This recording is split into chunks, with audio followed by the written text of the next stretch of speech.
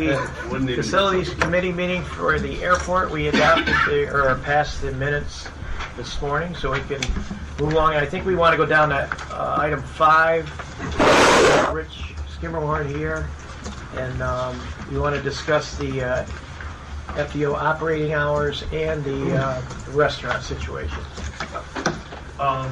Well, I guess I'll start with the operating hours.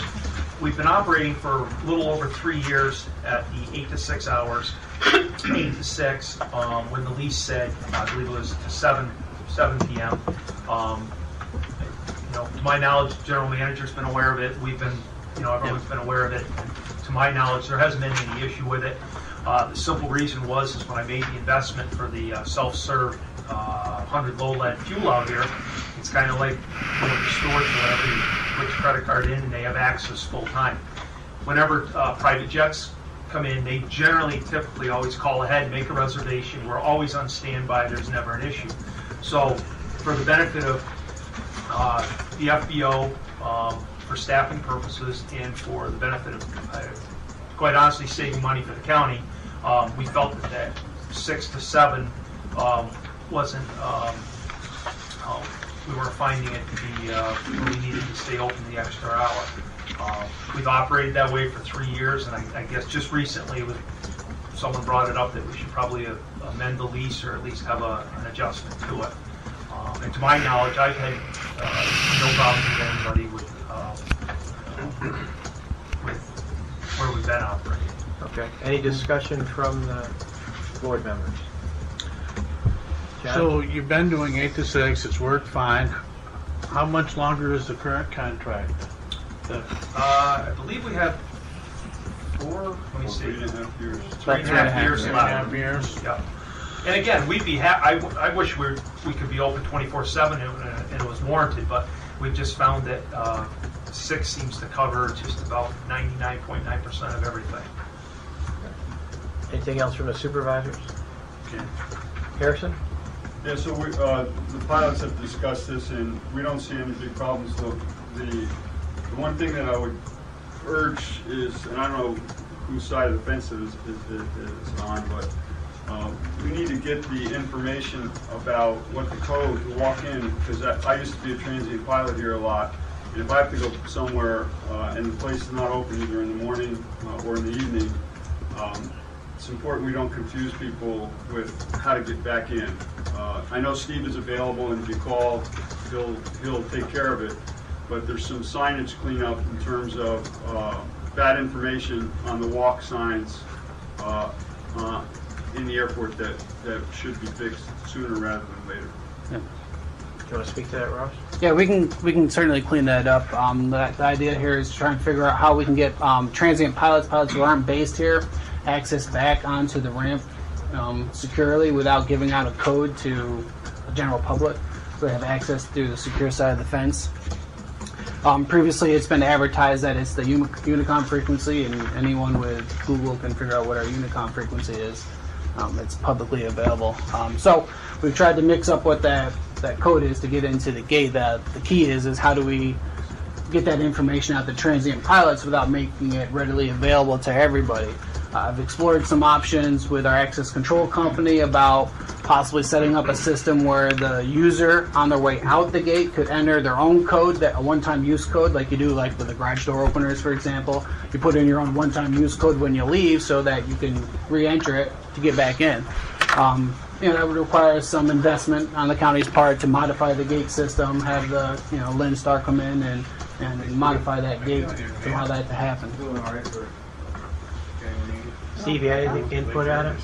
No, I think that's great. I know Ross and I have talked about it several months, in the works on getting the best system approved and implemented to notify transient pilots who come in after hours. Because obviously, while we're here, we notify the pilots that aren't normally based here what the code is and stuff like that, so they can come back in. Because the airport is a 24-hour airport, as we know, even though we're only open for services 8 to 6, 7 days a week. So.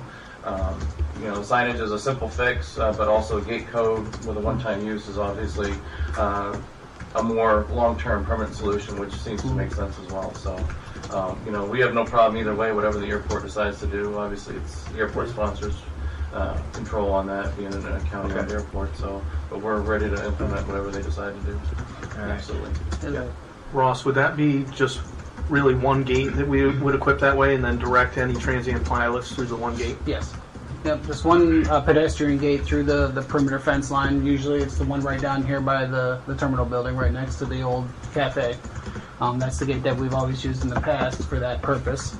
In the interim, we could easily put up a sign, have them, anyone who needs access back through the gate, we could have them put my phone number on, my cell phone number. They can call or text me and I can respond back with the code.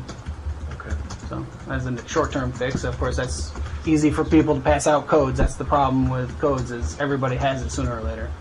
So we're hoping to do something that's a little bit more secure as a permanent solution.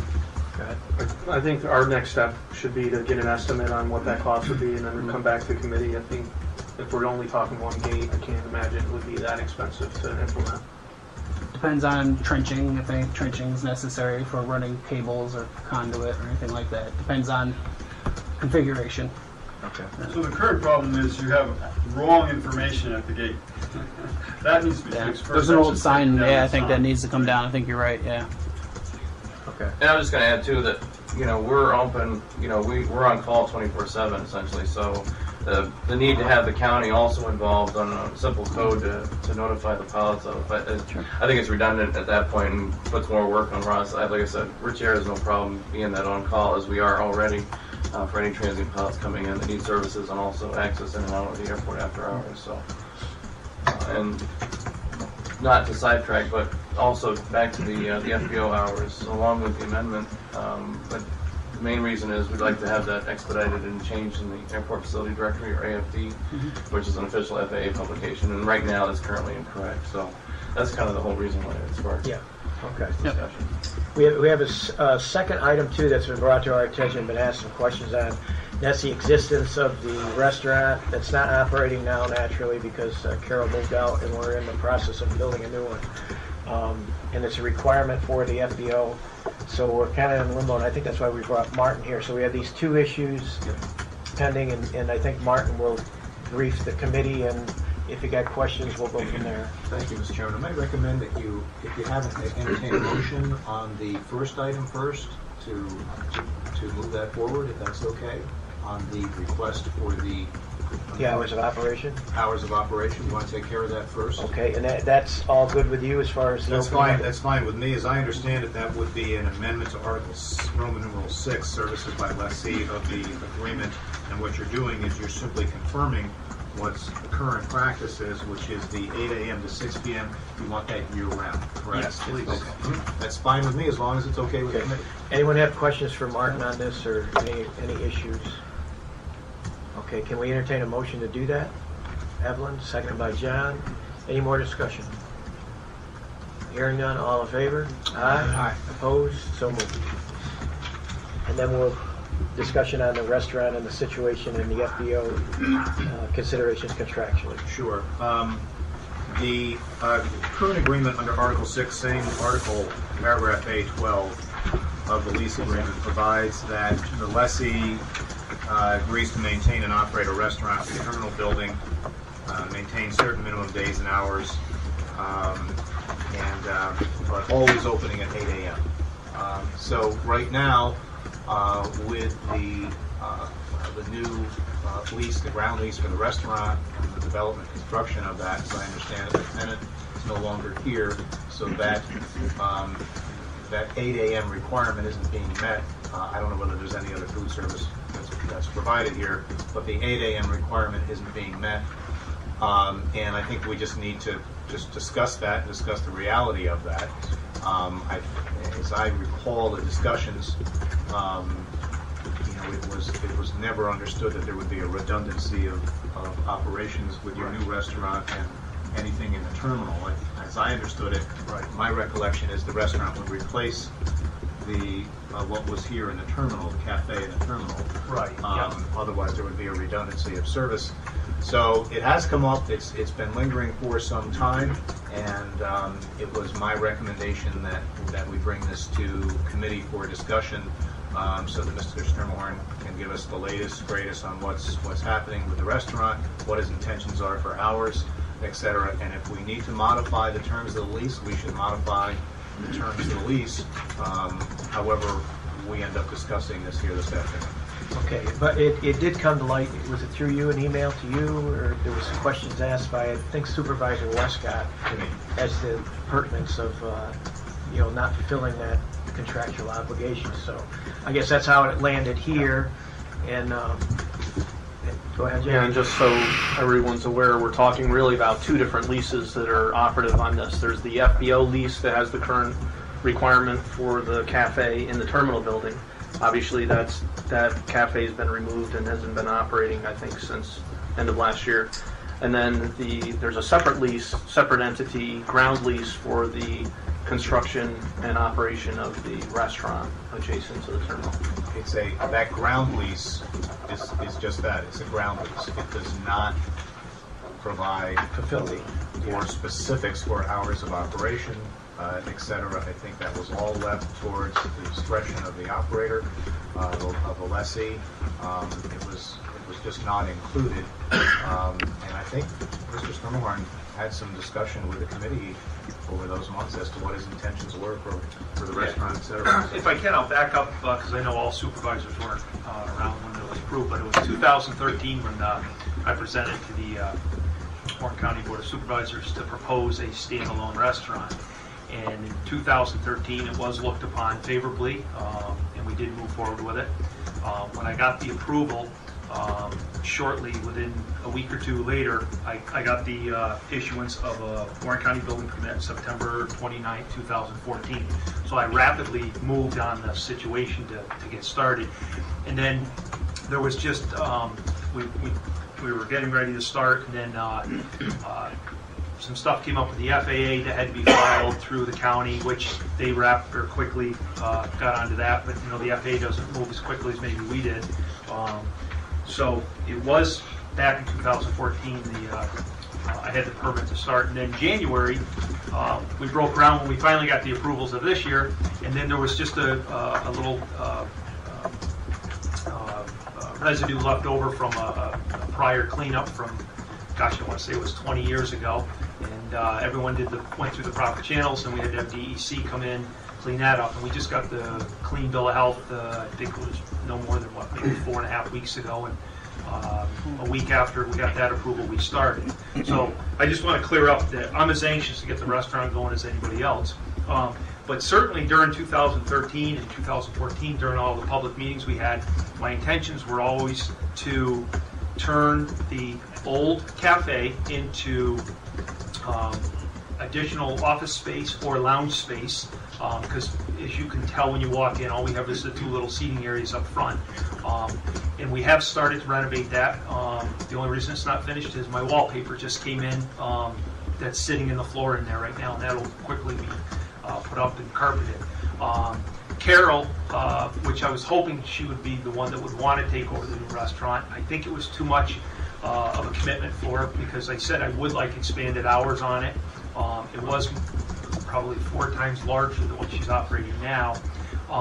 But since I have officially now started, there's 2 different parties that I've talked to that are local restaurant owners that have expressed interest.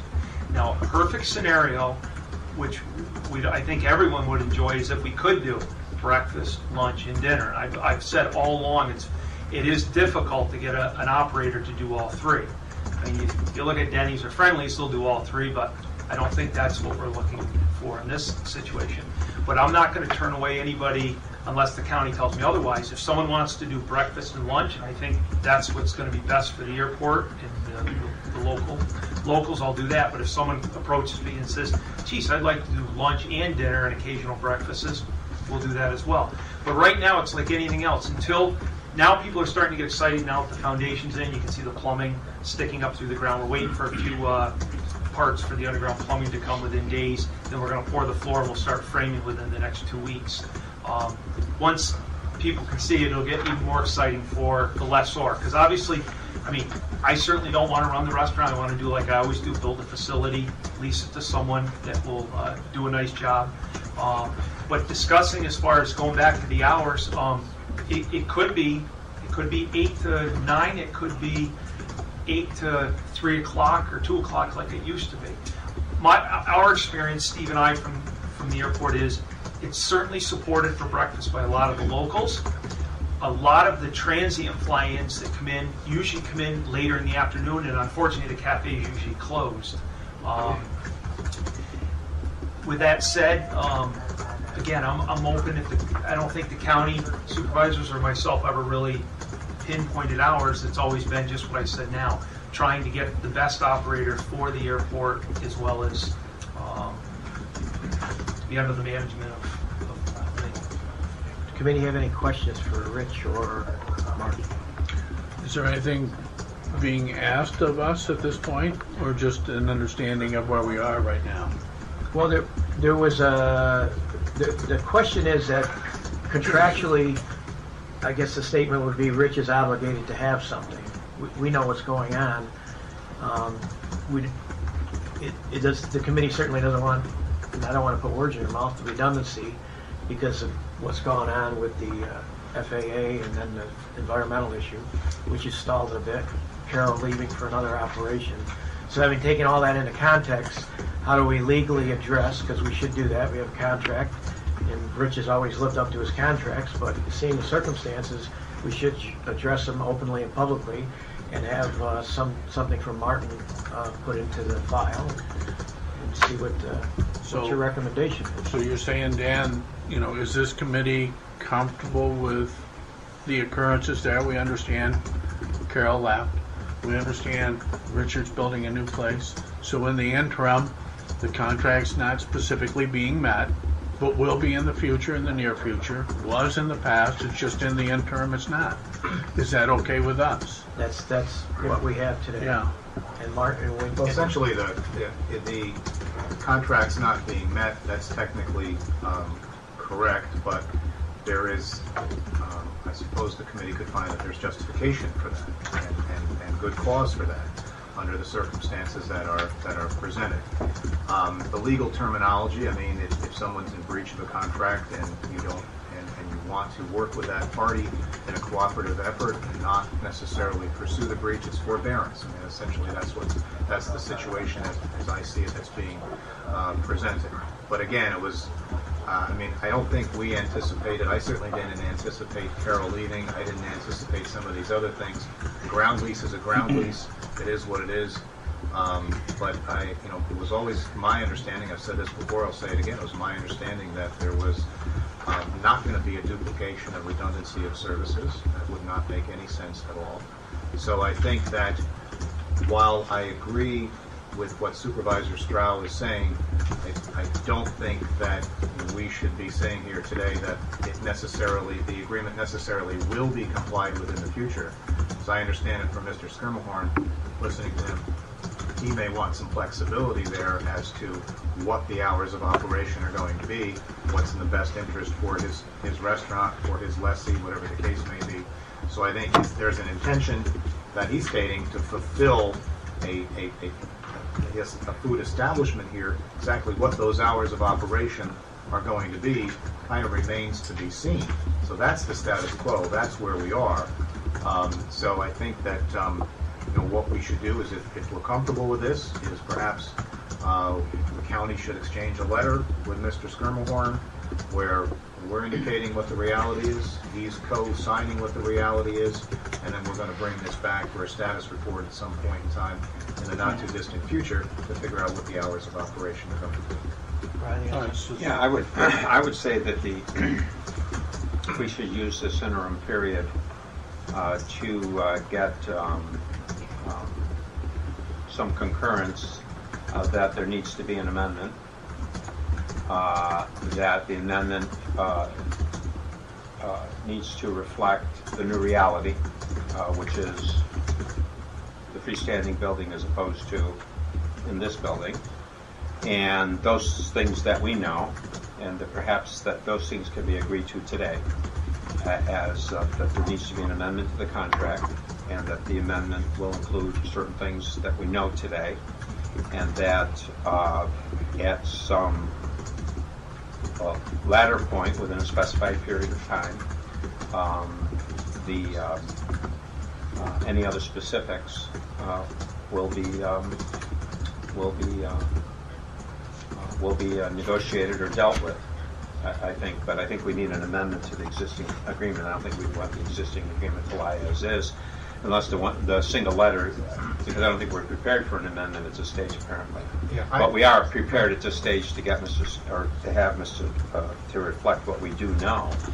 I think we can do that in a letter format. And if we want to authorize the chairman to sign a letter to that effect, I just want to make sure that it's so agreed to by Mr. Skirmhorn at the bottom of that letter. And I can certainly prepare something along those lines, which would essentially reflect the reality and what we hope to happen in the not too distant future. I think it's important for Mr. Skirmhorn. A lot of money is being invested here. That's a good thing, I would think. And but I think we need to have something in writing that memorializes what's taking place or about to take place. So in the interim, until next month's meeting, if Martin drafts a letter or communicates with you or your attorney, and we can come to terms with something that's operationally functional, where we can come into the next committee meeting and have it openly addressed, and everybody will agree and know where we're at and how we're moving forward. Yes, yes, I'm Pretty certainly reasonable. agreeable to. I think we're all on the same page anyway, Yeah, so I'm yeah. totally in agreement. But it was a good question, and if it's Yeah. part of the contract, we should And, address it. and honestly, I mean, you may want to amend it or have something for the record, because if 3.5 years from now, I mean, I hope I'm the next FBO for the following 10 years with the investments I'm making here, but if I wasn't, you may not want to have that in the lease going forward with the new person, because there will be a standalone restaurant. It's already been renovated into what I've been saying it's going to be future space. Harrison, do you have anything from the pilots? And I didn't know if anything surfaced from the pilots, and maybe that's why it was brought up to our attention through Supervisor Westcott. That would be pertinent. I do, but I thought you were going to get comments from the committee first. I did, and Okay. I apologize. Rachel does have something. You want to go first, Rachel? No, I just wanted to know at whatever point the restaurant is complete, I assume we would go in and amend the contract at that point to reflect that it's not currently in this building and the different hours. I mean, it will Right. need to be amended, Right. I mean, correct? it was always understood that we were going to have to do that anyway, and I think that when Mr. Skirmhorn, you get closer to, as I'm hearing this, so you get closer to completing your construction, getting a certificate of occupancy, finding that right tenant that's going to work for you, you'll have a better understanding about what your hours of operation are going to For me and the airport. Okay, any other supervisors committee to participate before we hear from Harrison? Okay, you have the floor, Harrison. So, people were disappointed that we lost our cafe, but understand that things change. My experience is when a contract is not in compliance, there's the question of consideration comes up, which I haven't heard from anybody here. But my de facto consideration as a frequent user is I steal Rich's coffee now because I can't get coffee, and they've been very gracious about that. But it has been, an issue, and between now, I guess water maybe would be something that they could make available to people coming and going, because people are used to coming here and relaxing, and that's not available per the contract. So in the interim, we should have some friendly discussion of consideration, at least, drinks available for people who are, coming in on cross countries to get their logbook signed. Kid was flying his solo cross country and thought he was going to be able to come and, get a soda and something to drink. I think he may have gotten it, but we don't even have much available compared to, so that's all. Steve, Well, if I could just add to that, we do have a vending machine here that provides sodas here in the front entrance. You may or may not have seen it coming in. We also do provide bottled water to all of our friends and family that visit the airport, so that is already in place. Also, we provide, of course, professional catering to pilots that request it as needed. as well as Beans Country Store has been fantastic working with us with delivering food right to the airport for a short stay for folks that need food in the interim too as well. So we do have accommodations in place at the moment. Obviously, a restaurant would be more, fulfilling in a lot of requirements, of course, and a more permanent solution. But temporarily, we do have those structures in place right now to help people out.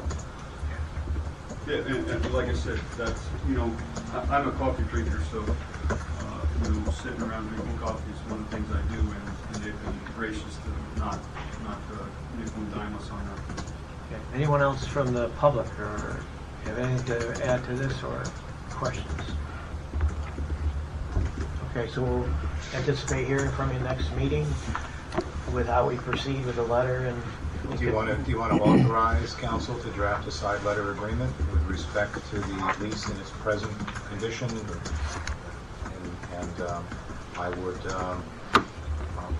between now and June 19th, is that our meeting, June 19th? Between now and June 19th, I can certainly get that to Mr. Snellhorn or his attorney, and we could have that taken care of so that the chairman can sign right on the 19th. Does someone want to move I'll move that? Evelyn, seconded by Rachel. Any more discussion? Hearing none, all in favor? Aye. Opposed? So moved. So I think that takes, we have anything else? Rich, you have anything else to come before the? I have nothing to add unless you. Okay, all right. Mr. Chairman, Jeff, or Mr., do you need me for anything else, or are we all? I don't, We always need you, Martin, but Well, I know. at the moment, I don't. I need you. things could develop. Do you need me for anything else? Steve's going to We- stay. Unless- I think we're set, Rich. Thank you very much Thank for you. your time. And I think we can get back on point with the Okay. general agenda. All right, moving on. The next two items on the agenda are related. They go together. On page 2 of your packet is a resolution request to rescind a prior resolution. That would be Resolution 207 of 2015. That resolution is page 3 of your packet, the one we're requesting to rescind. That resolution was for an FAA grant application for that multitasking sweeper and plow. After this resolution passed, I submitted a pre-application to the FAA that got circulated around the region. Our FAA engineer contacted me and he let me know that headquarters had determined that they were not going to fund that particular piece of equipment for our airport. They were only funding at this time those types of equipment for commercial service airports, those with actual airline service at that time. So that brings us to the next resolution request, is number 4, and that is to apply for a grant for the standalone sweeper. So this is just a runway broom. It's not a multitasking piece of equipment. That piece of equipment is depicted on page 5 of your packet. It's essentially the same thing as our snow blower, but instead of having a blower head attachment on it, it's got a runway broom attachment. So it's basically the same size chassis as our existing snow blower, but it'll be a runway broom. Right now we're anticipating a total dollar amount of about $500,000 for this piece of equipment. It's about $175,000 less than the multitasking piece of machinery. The typical 90% federal share, 5% state share, 5% local share. Again, these are all bid-based grants, so next what we would do, if this resolution passes, we would submit this pre-application to the FAA, get it programmed, go out to bid for one of these pieces of equipment. Bids come in at or below, total cost for at or below $500,000, we move on with the final application. If not, for some reason, if it comes in above that, and we don't expect that, we bid one of these last year and they all came in a little bit under. I mean, I think the low bid was about $432,000, but we're putting in $500. We're also including some ARF gear as well, some aircraft rescue firefighting safety equipment for the firefighters. And that's what we have. Any questions? Okay, so we'll need a motion for 2 and 4. Evelyn, second by John. Discussion. Ross, Yes. Sorry. Go ahead, sorry. John. Yep. now this sweeper is probably most effective with light snows and very effective with that, right? I wouldn't see it being effective with a heavy snow. Do we these- stay on top of it so much that It'll remove ice from the runway. You can put steel bristles on these. We usually do a combination of steel alternating poly bristles. It will cut right through ice. So is that what we're ordering when we're thinking about? Yeah, we ordering? alternate. Yeah, we'll order it with the cassettes with alternating steel and poly bristles on them. The steel bristles harm the surface of the runway? No. Ron, you have something? I was just wondering, is there a snow blower attachment that will also fit on this rate? You can get different attachments that will fit on this chassis. You can. These chassis will take a broom head, they'll take a plow head, they'll take a snowblower head. So it's a versatile piece. It's a versatile piece, but we're bidding just the runway I broom. understand. But I'm saying if we had to rededicate it for any reason. Yeah, absolutely. Yeah.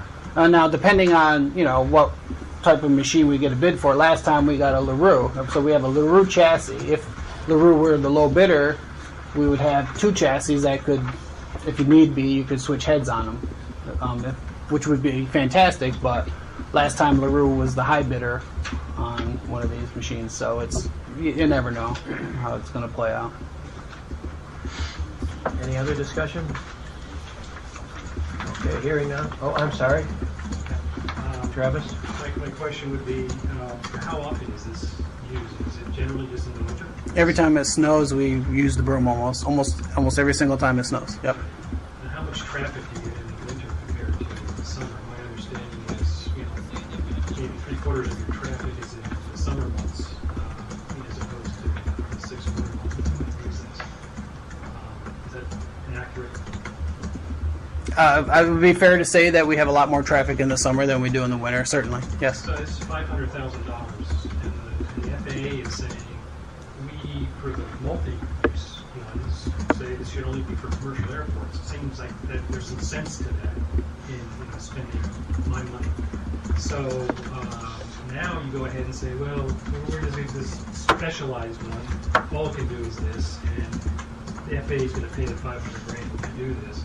And I'm only going to use it a few months of the year when there's very little traffic. And I guess that's a comment rather than a question. And I guess my other question would be, what other little airports do you know of that have equipment like this? Like the Saratoga, for instance, have such a piece of equipment. I don't know. I don't believe Saratoga has a runway broom, but there are many small airports that do have runway brooms. Name a few for the local ones that do. I know Saranac Lake has one. I know Watertown, Orange County. They're all north of here, right? Orange County is south of here. Poughkeepsie. I'm not sure about Columbia. I don't know if they have one or not. Does that satisfy who has them and who doesn't? Yes. And is Orange County considerably larger than this airport as far as the number of vehicles? It's a Poughkeepsie is also larger. I'm not hearing you. So the point is, I don't. My opinion is that I would question spending $500,000 for a piece of equipment that's going to be little used. Thank you, Travis. Anyone else? Okay, let's call the question. All in favor? Aye. Opposed? So moved. Okay, thank you. The next two items also go together, 6 and 7, pages 6 and 7 of your packet. These relate to the New York State DOT grant that we have been notified we will be receiving for upgrading the aviation fuel farm at the airport. The grant paperwork that we have been anxiously awaiting did come in the mail on Friday. So what we have here on page 6 of your packet is a resolution request to establish the capital project for upgrading the aviation fuel farm facilities. And on page 7 of your packet is the request for a new contract with McFarland Johnson for the consultant engineering, design, and construction inspection services. McFarland Johnson has committed to a fee of $60,500 for the work that will be included for the project. What would be page 8 of your packet is the scope of services that will be included for this project. There's about 10 pages of scope of services, and then on the last page of your packet, double-sided, is the fee summary for McFarland Johnson. It shows the labor breakout and fixed fee and those type of things, and the amount of hours for each task item. I printed out some information on one of the tanks, the style of tank that we're interested in. I'll pass it around if you want to take a quick look at it, but that's the style of tank that we're hoping to upgrade to. We're looking at trying to go with a slightly couple thousand gallons more per tank, allow us to take larger fuel deliveries. Typically over-the-road deliveries can come in a 10,000 gallon tank with your head, your unusable fuel inside the tank, that you really need a 12,000 gallon tank to take full deliveries. So currently we have 10,000 gallon tanks. That's what we got. Any questions on that? The longevity of these tanks? This is supposed to have a useful life of 30 years, this project. And as we go out on the tour, I'll drive by the fuel farm and I'll give you a little more idea of some of the improvements that we'd like to make to the facility, as well as the obvious bringing it up to code and compliance with all current standards, regulations, in both environmental and fire suppression. Okay. Can we get on the floor 6 and 7? Motion to approve. Evelyn, second by Ron. Any more discussion? Just one quick question. Does this either today or in the future improve our financial position at all in terms of our ability to order, ability to store, purchasing? Well, the county currently receives a fuel flowage fee for the fuel farm. So under the current arrangement, we get 7.5 cents per gallon. Our financial position does not necessarily improve with the new fuel farm. They are existing county tanks, and it is our responsibility for maintaining them in terms of any major structural issues that come up with the tank, which is how we got here really in the first place, as we have a major structural issue with the secondary containment for the existing fuel farm, which is an environmental spill prevention measure. It's not a quality control issue, but it's an environmental potential environmental hazard. So that's kind of how we got here. The tanks are older. Repairing them is just not practical. But I guess, yeah, short answer, unfortunately, will not generate additional revenue for the county. Those tanks have longevity of the existing tanks? The existing tanks, typically they're supposed to last about, I think, 20 years back then for this style tank. We're approaching 17 years, I think, right now. A little premature failure, unfortunately. I'll just add that we did look at basically enforcing a warranty on those, but the company no longer exists. So we are disappointed they didn't last as long as they should have. So we have staff on hand that really has quite a bit of fuel farm experience, including both Ross and myself. So we'll be making sure that we get the best possible system for a long, durable system. We'll state that, as Ross mentioned, the current flowage fee is that comes to the county is 7.5 cents. I think having a modern, up-to-date, and higher capacity system does put the county in a better position when we get to a point where we're renegotiating those contract terms. So I think there is first of all, we have to replace the existing. We don't really have a choice. I think it does put us in a better position going forward for the next 3+ decades in generating revenue on the fuel farm. Yeah. The grant funding, Ross, will that also be used for the consultant engineering design and their scope of services? The grant does cover their services, yes. Rachel? I just have 2 quick questions. One is, so is there a warranty then on the new tanks that you're putting in? I mean, you mentioned that there isn't on the... There is a warranty. I don't know how the state handles warranties with grant funding. I'm not sure. We'll figure that out when we get into the design phase, and we'll include the maximum warranty that we can allow when we put it out to bid. Yeah, the design, the bid documents will require a minimum warranty. So that will be, and although this is a spec tank that we'll be pursuing, it's difficult to spec a certain manufacturer. We can spec that or equal, and so they will have to meet the equivalent requirements. And then the county, as owners of the tanks, would have receipt of that warranty over that period of time. But from what you're saying with the current tanks we have, like you said, that company went out of business, there wasn't a warranty. That when you're looking at 20 years from now, it's not going to cover the life of the Yes. And I wouldn't imagine you'd get a 20-year warranty on a tank, but No, we will, but it's difficult to enforce those if the company goes out of business. That's Now, what I was wondering. Highland Tank, this tank manufacturer Yeah. is probably the most viable in the nation. They're a massive company. They have thousands and thousands and thousands, probably tens of, if not hundreds of thousands of tanks in service throughout the nation. The best we can do is require that up front, and they're pick a quality product, Right. and that's what our intent will be. Thank you. My other question is about the fuel sales, the 7.5 cents. Is that, what's it like in other counties? I mean, you're talking about, obviously, in the 3.5 years, being able to renegotiate that, but are we in the same position as other counties are? Are we better off? Are we worse? It's like, seems like a It lot of money varies. for- In my experience, typically when the county airport sponsor, whether it's county-owned, city, town, whatever, typically when the airport sponsor owns the fuel farm, they collect a little bit higher fees on fuel flowage, or they operate the tanks themselves. Other situations where the FBO owns the fuel farm and they put it in, usually the fuel flowage fee is much less, more comparable, probably to 5 cents per gallon to 7 cents per gallon. But typically, it varies. It's hard to say. No, there isn't. Unfortunately, there isn't just an exact comparable that we can use. But 12 to 15 cents per gallon is not uncommon. So that's something that, when we get ready to renegotiate whatever terms, all of that would be, obviously I wasn't around for the first. And we're looking at And I'm sorry, economic development's been helpful. There's consultants that have helped us with other things, and they have a lot more interaction with other airports. So we're sequestering as much information as we can in preparation of when we do sit down to renegotiate, so we'll be better prepared moving forward. Okay, thank you. John? it's all right.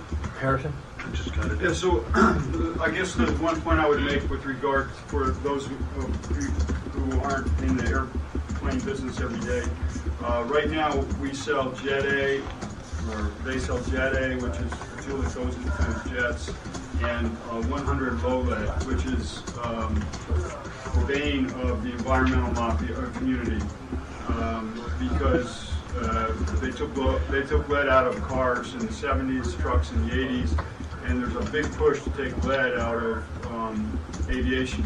And that's going to go, in my opinion, in two different directions. One, we'll build airplanes and certify airplanes and get permission to use autogas, probably premium non-ethanol for many aircraft.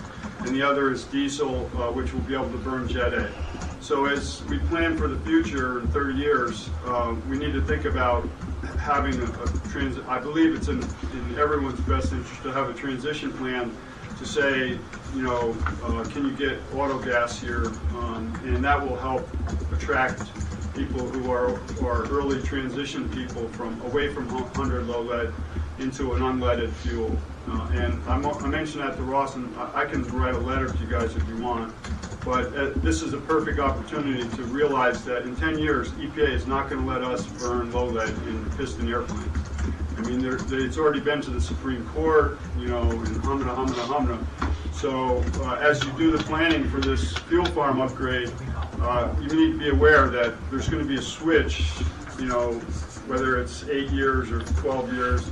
The EPA and all of the environmentalists are struggling very hard. I don't know, some of you may have been at the public hearing about the runway, but the doctor who lives over on Sunnyside Lane was just enraged that pilots were flying with low lead fuel over his ranch, and that there's been issues of health concerns with us burning leaded fuel, and it's only going to get worse. So as you do your planning, you should be aware of that.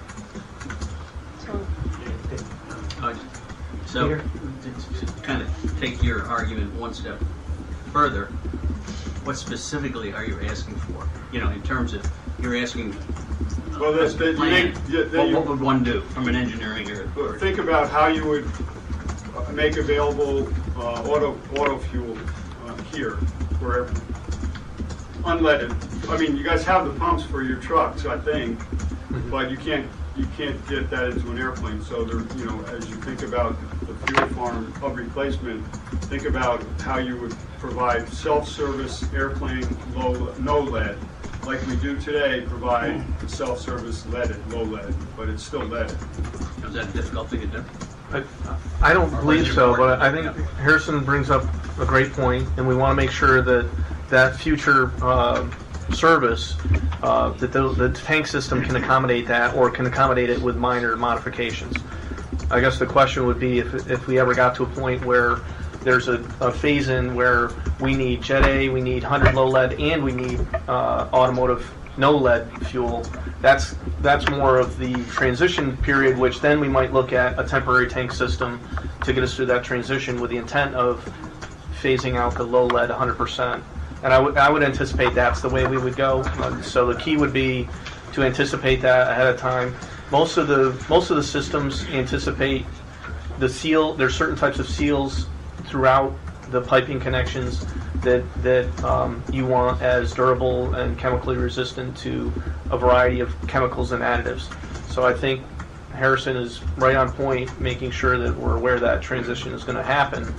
The key is to make the system as versatile as possible so that it doesn't need a whole lot of remodification. You don't want to build a system that can't handle ethanol, 10% ethanol Right. auto no lead without a huge upgrade. So how you write that into the proposal or as you search out through your, I just bring that to your attention. And as it comes to ethanol, the industry has transitioned a lot of those seals and a lot of those materials now, where cars are being manufactured differently, but also your fuel pumps and your fuel systems are being manufactured differently because of the ethanol. So it's kind of a good transition, and I think it's a good point, and we'll make sure we're aware of it and the engineers are aware of it. Travis? I have a question. Is the county share 5% on this wind farm as well? It's 10%. 10%? Yep, this is a state grant. All right. And one comment. The comment is we had problems with the warranty, and you should just bear that in mind on the solar thing, that the company's going to be around 20 years or not. It makes a difference. Any other comment or questions come before the committee before we vote? Hearing none, call the question. All in favor for the 6 and 7? That's what we have on the floor. Yes. Aye. Opposed? So moved. Okay, thank you. Under the information for discussion and review, we've already heard from Rich Air regarding the operating hours. Once we wrap things up here, we'll do an airport tour. We graciously received the Lake George trolley. We can, I don't know how many people it'll hold, but we'll fit as many as we can who want to go on the tour. I'll take them around the airfield. Next item there real quickly, I just want to let the committee know as far as the spill cleanup for the new restaurant site. We got the final cleanup numbers. The total cost of disposal of the contaminated soil to the town of Colony landfill was $4,642. And the cost of testing with Phoenix Environmental was $912.50. The total cost of the cleanup ended up being $5,554.50. Next item for discussion is the AOPA regional fly-in consideration. Harrison is our AOPA representative, and he's brought this up to my attention. Last year, we kicked around the idea a little bit. And basically at this point in time, we'd like to, I guess, let you know a little bit more about what an AOPA fly-in is. AOPA is Aircraft Owners and Pilots Association, and they started hosting these regional fly-ins. They're quite large, actually. And I printed out some information here. It's just right off their website. You can go onto the AOPA website and take a look at it and get the same information. But here's one with a few pictures of what the fly-in looks like if you want to pass it around. And then here's another one right off of their webpage. It kind of describes, what goes on at the fly-in. And for example, I got the numbers here from 2014, and on average, they did 6 regional events. So on average, there were about 475 aircraft per event flying into their fly-ins, and on average, about 2,700 attendees at each regional event they held. So if you want to take a look at that, I guess basically what we're trying to do is build consensus from the committee and the board. If this is something you'd like us to explore, there is a proposal process. We'd have to put together a proposal, submit it to AOPA, and hopefully be selected to host one of their events. It's all sponsored by AOPA. There would be a large commitment. I'm not sure if there's a financial commitment on our behalf. I think it would be pretty modest. If there were, it might simply be acquiring some supplies to aid in hosting the event. But Harrison, do you have anything you want to add? You want to talk about? I just have some quick questions, maybe that'll help if I throw them out your way. This event, the public naturally, is that's what we're trying to do, is get them out here. How far out do they get or are allowed to see the aircraft? Is there vendors inclusive, like the Balloon Fest? If there's a number of people, do you have to feed them? Is that advantageous for local vendors to come out, etc.? So yeah, I would. Again, I haven't been to one of the regional ones. It's a fairly new thing. I have the request for proposal here. It's on the website, and it requires the airport manager, the owner, the FBO, and I just had a sidebar with Rich about whether he supports it, and he does. And then pilot groups, and I've talked to both the EAA chapter, the Experimental Aircraft Association, and our Glens Falls pilot group, Dave Morrissey, and they both support it. I've also talked to several other interested parties, and everyone seems to be interested in it. They used to do a fly-in to Frederick, Maryland, their corporate headquarters, and the pilots who are members of this organization said, why don't you spread it out, because people from California couldn't come. There are two big national fly-ins. One is in Florida. It's AOPA Fun and Sun at Lakeland. It's a big event, like 300,000 people.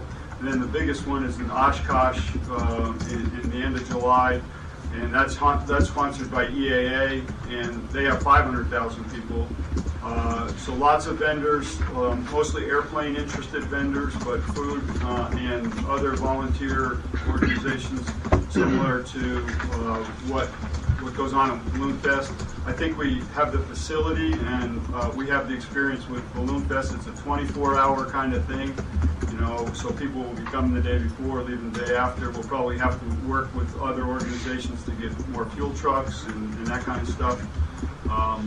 And there's going to be volunteers, similar to what you did with what we do with Balloon Fest. The proposal is due. I don't know if you know this, Ross, but we got a month to put in a proposal, and it's for next year. The events have already, and the year after. So 16, 17, and 18, they're trying to schedule on a regional basis. And there's 6 regions, and we would compete for the Northeast region host. Are you saying the application for 2017 is due in a month also? Or is this a rolling thing where next year we'll have another shot at 2017? So I think my thought is we want to do this right. We want to make sure that we have the best foot going forward. And 2016 might be a tough thing to really pull together and have it a quality fly-in and bring, because I think there's going to be interest in the community. When you get that many new pilots into the airport that maybe aren't familiar here, I think there's going to be some interested parties in participating and helping and everything else. It's my understanding, and again, I just got the proposal, the RFP off my printer this morning, but it's my understanding that this proposal do include 16, 17, and 18. So, I believe you could put in for 17 and 18. I haven't read the details, but again, this is a pretty new program, and I think we meet all the requirements in terms of runway length, exhibition area, not near a big city kind of thing. So, Do you have any idea of what our odds would be to get something like that? Is it pretty competitive? Is there a lot of applications? I would say we'd have a good chance of getting it in one of the next 3 years. And frankly, I would let Senator Schumer know that, he would enjoy coming to this because, AOPA is essentially a lobby organization. I have my 30-year pin, but I think we could make a good case if we got our act together and put our nose to the grindstone. I would yield to Ed. So he looked at it and he said that he thought EDC could help. So they're going to have it somewhere. And you look around the Northeast, they've had it. They had it in Connecticut last year. I think Massachusetts the year before. So, But you have not attended, or do you know anyone that has attended that could answer questions that we might have? I mean, we have a comparable a model in so much as the Balloon Fest, but this is entirely different.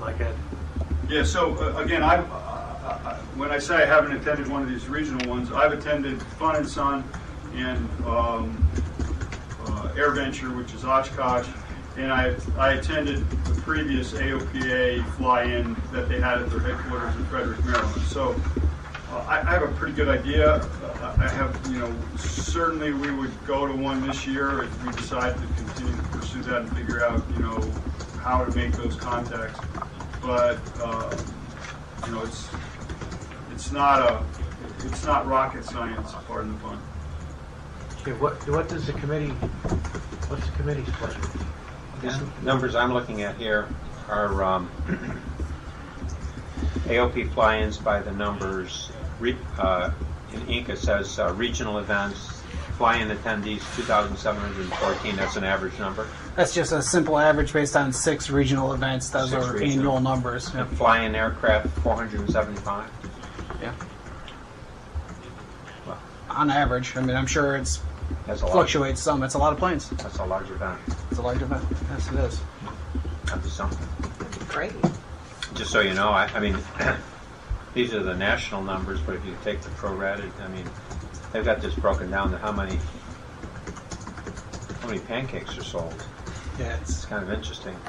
And orange juice.